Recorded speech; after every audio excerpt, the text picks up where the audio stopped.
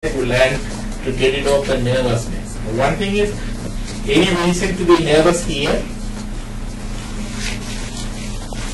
With all your kids, your age group, so you don't feel nervous. So that's a good platform for you to learn public speaking. Okay, good platform to learn public speaking.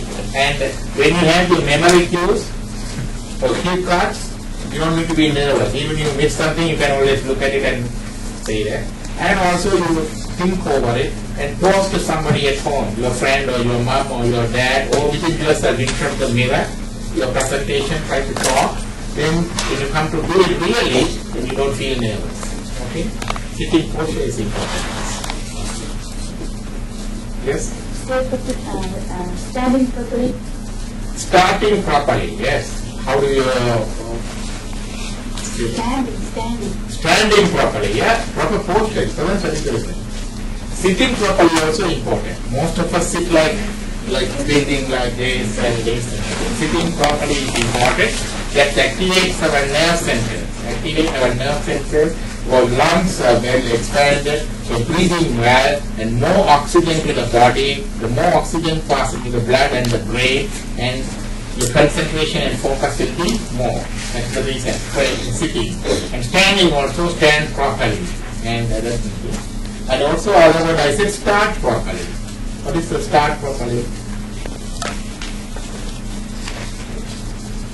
I think he did well today. When he started, he said, Tirukural, such and such chapter, such and such a 12. Did he say that? So you have to, giving the heading, what you are going to talk about to the audience. Start off properly. Okay? Today, I am going to. The better way is, I am so and so, or good evening audience, or good evening friends. I am so and so. I am going to talk or present or read about Tirukural, which chapter, which Kural. That is very good. Okay? So you could improve better by introducing your name as well as greeting the audience. Okay? So starting off and standing very well. You want to say something? The audience have to be silent. Audience have to be silent. Yeah, I think so. Most of them are very good here. Except some of them are. One thing I noticed in the video is the children not sitting properly, straight, or standing behind and looking around and other thing, paying attention. So yes, that gradually comes to it. It's not that I'm forcing everything at once. It gradually comes to it. And you should be quiet to listen to the person. And it partly depends on the presenter too. If the presenter is giving their topic interestingly, loud enough, then the crowd will listen. If you start boring topic, then yawning, and then you get bored, and they don't pay attention. Okay. What you could do better for the presentation?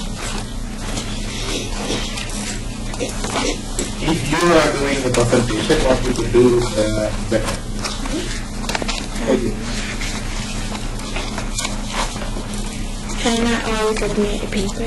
Try not always looking at the paper. That's good. You don't over rely on the paper. You have to have your topics in your head, because you have to talk yourself or somebody else. Okay, not over depending on the paper, right? Or else, what you would do? More practice. Louder. I said first one. You should be talking louder. More practice, yes. Practice makes you perfect. Okay? Whatever you have to do is exams or presentation, do it yourself. So present it to your friend, brother or sister or mom or dad. If nobody available, just talk in front of your the mirror. If you have any pictures about the headache, you can show them. Yes, that's an audio visual. You use the maximum resources to get into the mind of the people. It's not just the words, it should reach to the heart, right? So you use the pictures or any of the things available.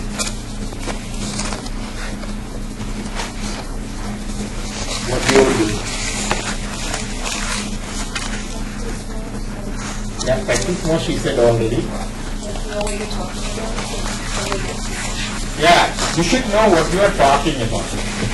not just reading about it, it's not just the literal meaning, the pen and the copy shouldn't touch the floor. So you need to, what do you call that? You need to understand the topic very well, right? What you are talking about, right? You?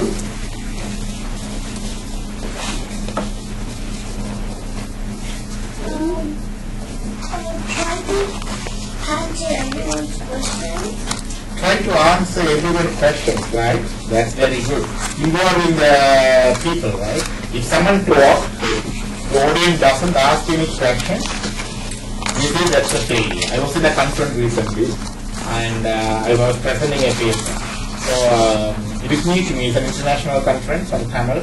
So I was presenting. So one of the professor who advised me, when you're presenting the paper at the end of the session, if you people get up and ask some questions, you are successful because they were listening to you. You stirred up their mind and stirred up the question. If nobody asks any questions, that's your paper is a failure. You got it? So get the people involved, and if you are getting some question from the audience, that means your presentation is good. And also presenter should be able to try to answer the questions, right? What else? What you could do better?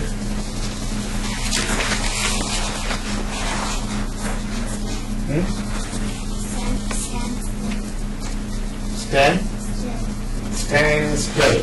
What's the comment?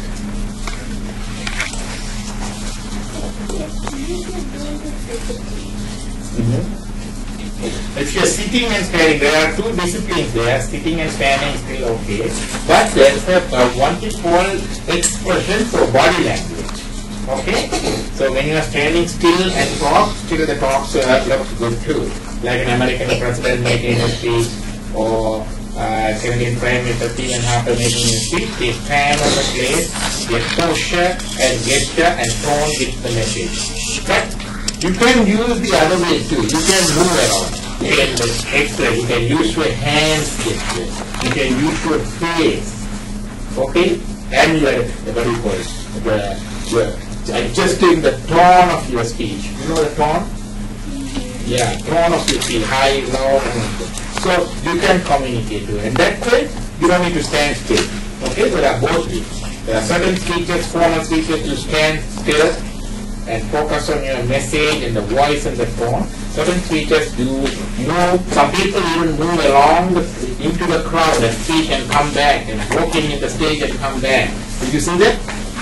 Yeah. So you can use both. Whatever the style you develop, that's fine. Yes? Pay attention for the audience or the speaker? Speaker. Okay, speakers should pay attention. See, sometimes speakers dissociate from the topic and discussion, right? So, before get the other people attention, you should be attentive to your topic. Okay? What else? Anything else?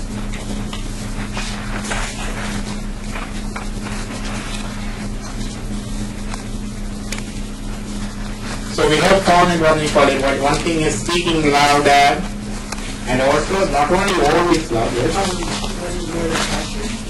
Avoid induced words like when some people are practicing, they constantly use words like in between their phrases.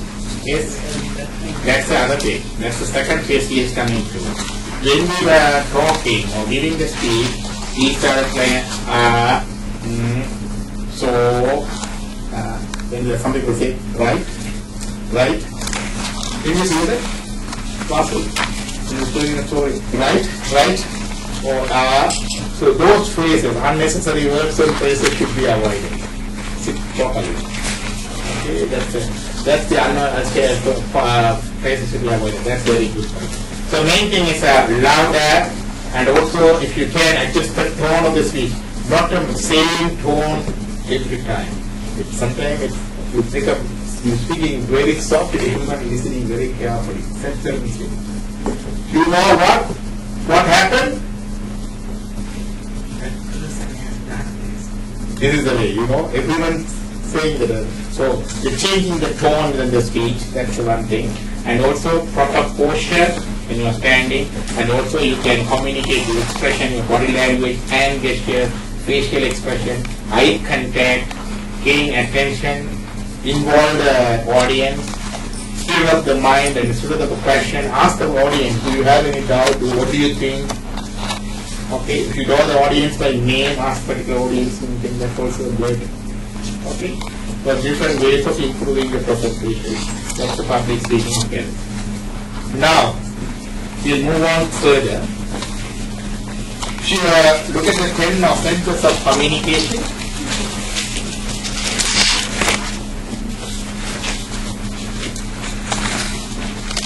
You got it?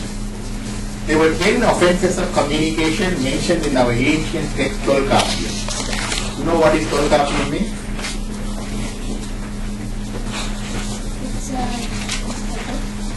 Is it what?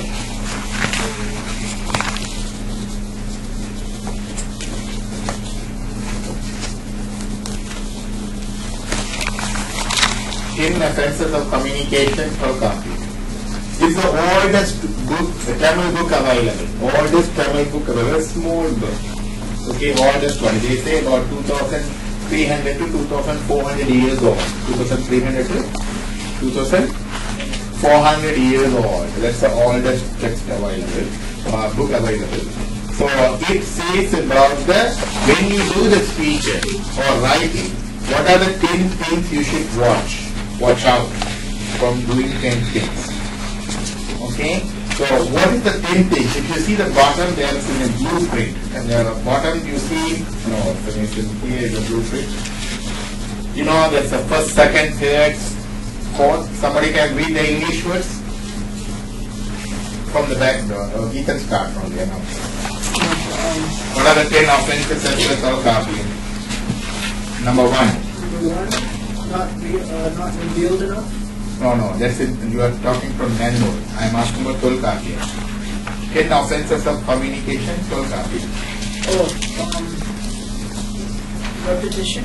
Repetition. Who really plural? You're saying something and saying it again and again. Can you do that? No. So when you say one, say it once clearly. You don't need to repeat it. Okay? Okay. What's number 2? The order. That's order. What's your name? Huh? I didn't hear it. Louder. Karthik? Kritik. Okay. So what's the second line here? Contradicting. What do you mean contradicting?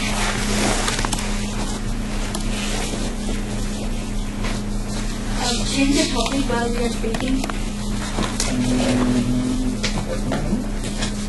Contradicting. Saying one thing and then back. Opposite what you just said. Yes. You started saying something in your speech and the other part of the speech contradicting the first part. Okay?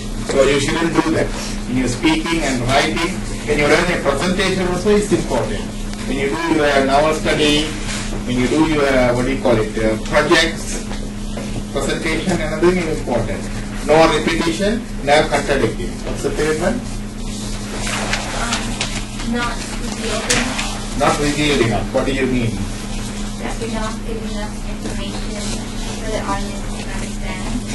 You're not giving them enough information. Okay.